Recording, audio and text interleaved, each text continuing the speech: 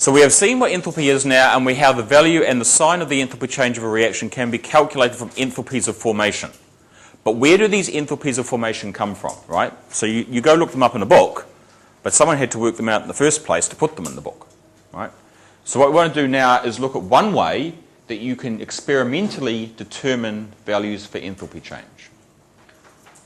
And so what we're going to do is we're going to look at something called calorimetry. And the thing that you use, the little piece of experimental gear that you use to do this experiment is called a calorimeter. Okay, so let's imagine we care about this reaction. Sodium hydroxide, which is a sort of a white solid, and you put it in water and it does this dissociation reaction that we talked about back on Tuesday, where it dissolves to give sodium ions and hydroxide ions. This is the stuff that's in drain cleaner, and this is why you shouldn't drink drain cleaner, because it's very bad for you, yeah? Because this reaction will do nasty things to you, but it will also make you quite hot, because it's a very exothermic reaction, right? So when you pour it down the sink, it does two things. The sodium hydroxide reacts with all the hair and stuff and turns it into soap and other nasty nonsense. But it also gets very hot when it dissolves in the water, and so that heat helps that reaction work. And so you can say, well, you tip it down the sink and it gets hot, and that's fine, but we're all sort of fledgling scientists, and so as fledgling scientists, what we want to do is put a number on it. We want to say, how hot does it get? And quantify everything. So how do we go about working out how much heat is given out when you dissolve the sodium hydroxide in the water, right? So the first thing we want to do, if we're going to quantify everything to work out the amount of heat, is we have to be talking about a certain amount of sodium hydroxide. And so the first thing we're going to want to do is accurately weigh out some amount of sodium hydroxide. The next thing we want to know is accurately know how much water we're dissolving it in. And so in our experiment, we're going to use an accurately known volume of water. So you'll use a pipette or something to measure out accurately how much water you've got, and you'll use the nice digital balancers to work out accurately the mass of sodium hydroxide.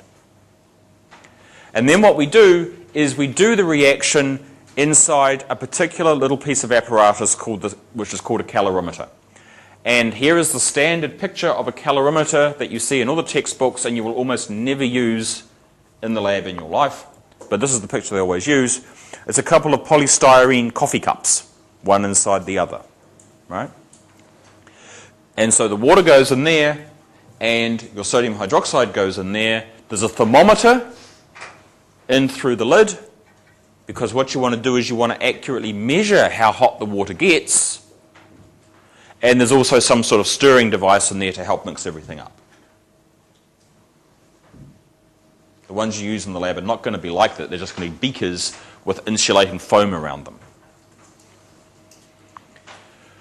So the key to the method is that we measure the temperature of the water with our thermometer in our little calorimeter before we add the sodium hydroxide to it. And then we add the sodium hydroxide and it dissolves up, and we have the wee stirrer thing, and that helps make everything dissolve. And we use our thermometer to measure how hot the water gets as the sodium hydroxide dissolves. Yeah? And so we dissolve up our sodium hydroxide, the temperature goes up, and we watch our thermometer and we note the maximum temperature that the water gets to. Right? Eventually it'll reach maximum and then it will start cooling down again, but we want to note that maximum temperature. And then by subtracting the initial temperature from that maximum temperature, we will get the change in the temperature of the water, which has been caused by the reaction happening in it, by the sodium hydroxide dissolving. Now, of course, one of the keys to this is that what you want to do is you want the reaction to happen, you want the sodium hydroxide to dissolve to give sodium ions and hydroxide ions, and you want all of the heat that's released by that reaction to be absorbed by the water, because remember, the water doesn't take any part in the reaction as such, but you want the heat released by the reaction to be absorbed by the water, and then that heat which is absorbed by the water to be measured using your thermometer, right? This will be no good if the heat that's absorbed by the water then escapes out the sides of the container that you're using and into the world at large. And then you lose it and you can't measure it. And so the key to this is that you have to do the whole thing in some sort of insulating vessel so that that heat can't escape. It stays in the water, right? And so that's why typically you use polystyrene cups, at least in textbooks, because they're supposed to be insulating and they keep the heat in, yeah? And when you do it in the lab this afternoon, you'll do it in a beaker inside a bit of big black insulating foam, because you want to try and keep the heat in as much as you can so that you can measure it. If you don't do that, then some of the heat's going to escape, and then you can't measure it, and so your answer's not going to be accurate. Does that make sense? Yeah? So we want to do it in some sort of insulating container, and we also want to do it, and this is why these pictures always kind of amuse me, because they kind of make out that there's a lid on it, but of course we have to do it such that the reaction is open to the air. Because if it's not, if it's all sealed up, then you're not measuring the enthalpy change. You're measuring something else. And so even though these pictures always have lids on them, in reality what you're going to use is something which is open to the air so that you're working under conditions of constant pressure. And so you're talking about enthalpy. Yeah? Heat will escape from the top, yes. That is correct. And so it's a downside. And in theory, we could come up with better little apparatuses than we do, but it's first year, or bridging chem. So there's a happy medium to be won there between the two. But ideally, you don't want it to be sealed with a top, because then you're measuring something else, right? Okay. So the change in temperature, delta T, the change in temperature, is our experimentally determined data. So we do we weigh out accurately the amount of sodium hydroxide, we measure out accurately the volume of water, and then we do the experiment, and our piece of data that we get back is this change in the temperature, delta T. And what we can then do is put that piece of data into a little formula which enables us to work out the delta H. And the formula is deceptively simple. It just looks like this. That the enthalpy change, delta H, is just negative C, whatever that is, times this delta T, the change in temperature. So if we know what C is, then we just multiply that by the change in temperature, put a negative sign in front of it, and we're done. That's our answer. Yeah? C is the part of the calculation which takes into account how the heat released by the reaction is absorbed by the experimental apparatus. Right? I mean, if nothing else, you should recognize that in that formula delta H equals negative C delta T, delta H is going to be a number in kilojoules because it's an enthalpy change, but delta T is going to be a number that's got a different unit, right? It's not kilojoules. You don't measure temperature in kilojoules. So C at least has to be some way of relating kilojoules to degrees Celsius. What it really is it's the way to take into account about how the heat is absorbed by the experimental apparatus, and it's made up of two parts. And so C, we can say, is equal to something called C sol, where sol stands for the solution, and C cal, where the cal stands for the calorimeter itself, right? So C is made up of two parts, C cal and C sol. The C cal part is a measure of how much of the energy released by the reaction is absorbed by the apparatus itself. Right? So some amount of the heat is going to be absorbed by the container that your water is contained in. So some of the heat will be absorbed by the calorimeter itself, some will be absorbed by the wee stirrer thing that you've got in there, some might be absorbed by the glass of the thermometer and whatever. Right? So the C cal term makes allowance for all of that. So in other words, the amount of temperature increase that you see is going to be slightly less than you should be getting because some of the heat released by the reaction is not heating the water, it's heating the apparatus. And so we have to allow for that. Now, it turns out that for a particular calorimeter that you might be using, you can do experiments to work out the value of Ccal, and it's a constant for the particular calorimeter that you're using. And so once you've worked it out once, then you can apply that number to all your subsequent calculations, right? And so what we do is someone once went and worked out the value for the calorimeters that you use in the labs, and it turned out to be 31. And so this is the number we always give you, right? And so this is the value you would use in the calculations you're going to do this afternoon. And note, hopefully it's probably not, can we see that? It's not too low on the screen. The value of Ccal is 31 joules per Kelvin. Now you know about joules. Joules is the energy thing. The K, the big K, is kelvins. This is a temperature unit. Has anyone not met kelvins before? Yep. So kelvins is like degrees Celsius. So 0 degrees Celsius is the same as 273.14, I think, kelvins. There's all sorts of good reasons why it's a different number, which I can talk to you about later if you want. But for the moment, you need, I mean, it doesn't, as it turns out, it doesn't matter. But 0 degrees Celsius is 273 kelvins, near enough. 100 degrees Celsius is 373 kelvins. So the size of a Kelvin is the same as the size of a degree Celsius. Now what that means is that if we're measuring temperature differences, delta T, the delta T value will be the same regardless of whether you use degrees Celsius or whether you use kelvins. And so if you forget, it doesn't matter. But strictly, all the math has to be done in kelvins. And so that's why the value for Ccal is joules per Kelvin rather than joules per degree Celsius. So 31 joules per Kelvin. So in other words, what that says is that every time your reaction releases 31 joules of energy, every time the reaction solution increases by 1 Kelvin, then 31 joules of the energy being released by the reaction has been absorbed by the container. Okay? So that's a little bit of energy you're not seeing translated into an increase in the temperature of the water. And so we just add that on to allow for that little bit of heat that we're losing because it's heating up something else. Yeah? Does that sort of make sense? Okay. So that's that. So it's a constant. We would give it to you. You just got to remember to put it into the calculation. The C sol is a measure of how much heat released by the reaction is absorbed by the water in which the reaction is taking place.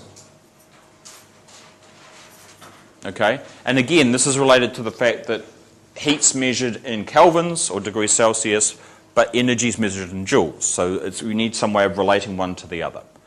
And so what we can do is this. We can say that if you take 1 ml of water and you heat it by exactly 1 degree Celsius, which is the same as 1 Kelvin, then you can work out that you need to put 4.18 joules of heat energy into it.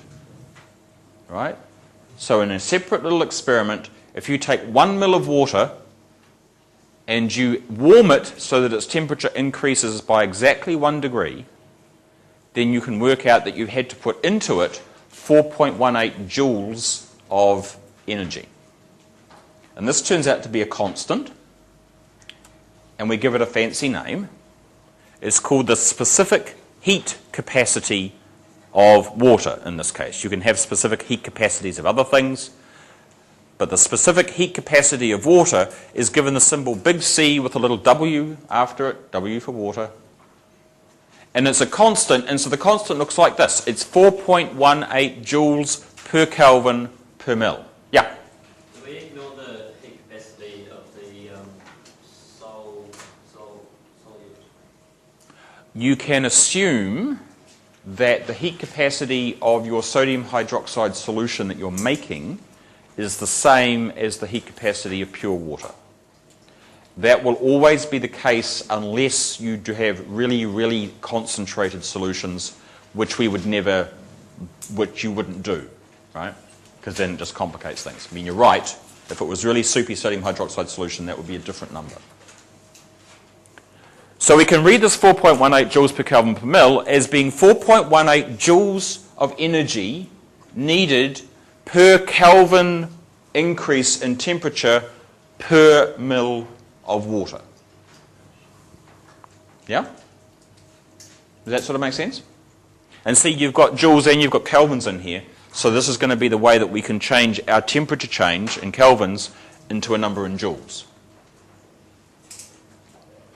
But of course, there's also a per mil thing there, and it follows, hopefully, can I do this? That the total amount of heat that's absorbed by the water will depend on how much water you've got. Yeah? And so what we do is we say that the C sol, the heat capacity of the solution, is equal to CW times the volume. And so the volume is just how much water you put into your calorimeter to do the reaction in. So CW is a constant, the 4.18, so we would tell you that. You can just write that down. The volume is easy enough to work out because you're going to actually measure out that volume of water when you do the experiment, so you can just write that down. The Ccal is a constant, so we give it to you.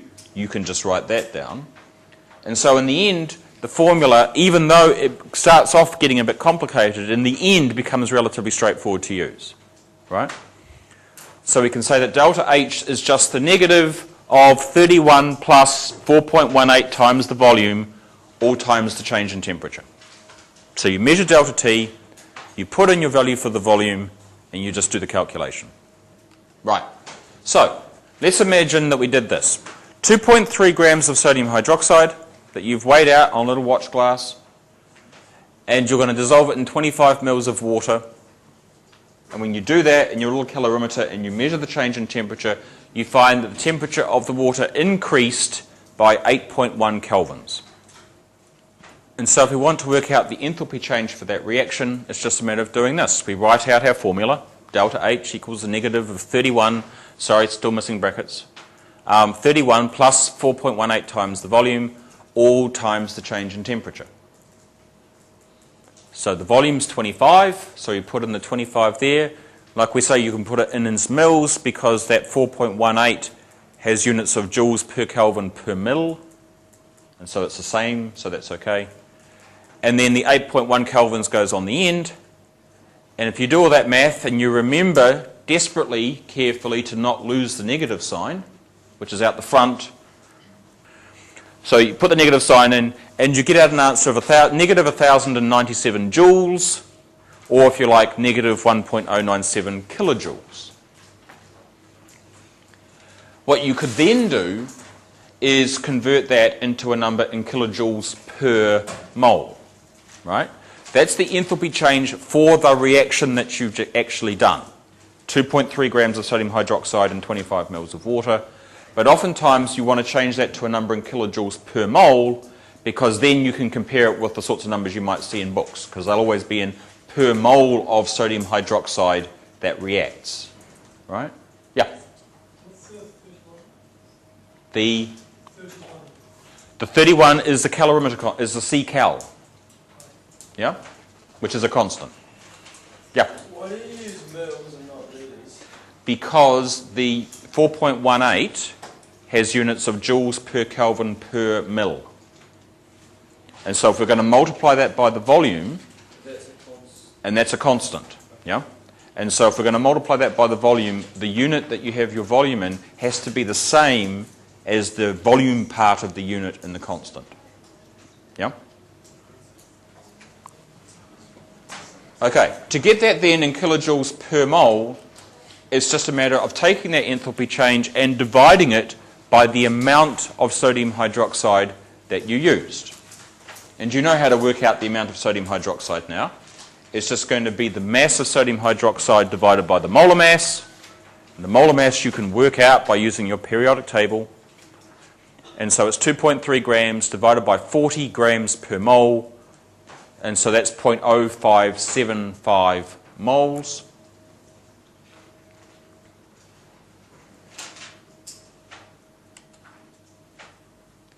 And then you can just take your delta H value that you've worked out from your experiment, divide that by that amount, and that will give you an answer in kilojoules per mole.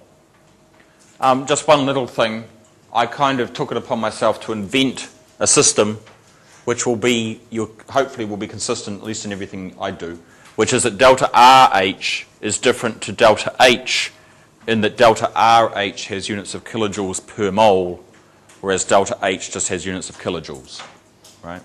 You won't see that in any textbook. I kind of made that up. The textbooks just fudge this whole thing, and it's either kilojoules per mole or kilojoules, and you can never quite work out which is which.